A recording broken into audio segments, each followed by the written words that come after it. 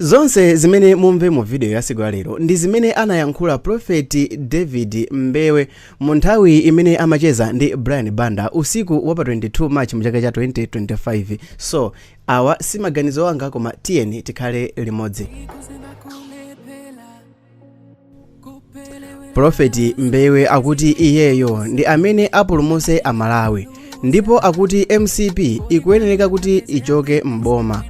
Mbewe akuti ulamuliro wa MCP sungapange china chilichonse ndipo chimene akuloza atonse alliance ndi nsewu osakwana 20 km omwe uli ku Lilongwe omwe ndi wa China.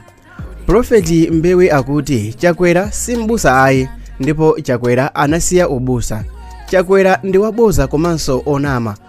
Prophet Mbewe akuti zimene a president akupanga kumalemba ntchito ana awo Amalawi akuona zoti thumba lachimanga linadusa mtengo wa 100,000 Amalawi akuona. David Mbewe akuti mmene nduna za MCP zimalowa mboma zinalibe masuti koma panopa aneneperatu ena mpakana chest chikumachita kumeza khosi. Prophet David Mbewe akuti iye ali ndi church.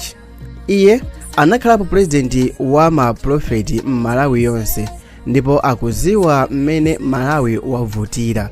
Iyeyo akuti chipani chake samaitana oyimba, sanyamula anthu m'malore koma anthu amapitako chifukwa chokonda chipanichi. Izitu akuyankhula Prophet David Mbewe. Iye akuti chipani chake changoyamba kumene koma panopa chili ndi anthu ochuluka zedi ndipo chipanichi chili ndi kuthekera kolamulira dziko la Malawi ndipo nthawi yolembesa mavoti paliponse anayika mamonita awo kutanthauza kuti ndi chipani chokondedwa kwambiri. Prophet David Mbewe akuti chipani chake chili ndi kusegula khomo lopanga alliance ndi chipani china chilichonse koma David Mbewe amasangalala ndi usogoleri wa chipani cha DPP ndipo amamuchita inspire zedi. Iyeyo akuti amaona ngati Peter Mutharika ndi munthu osatira malamulo.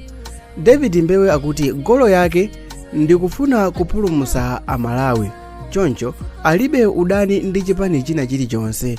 Iwo akuti apanga convention pa 4 April ndipo kuzakhala ma delegates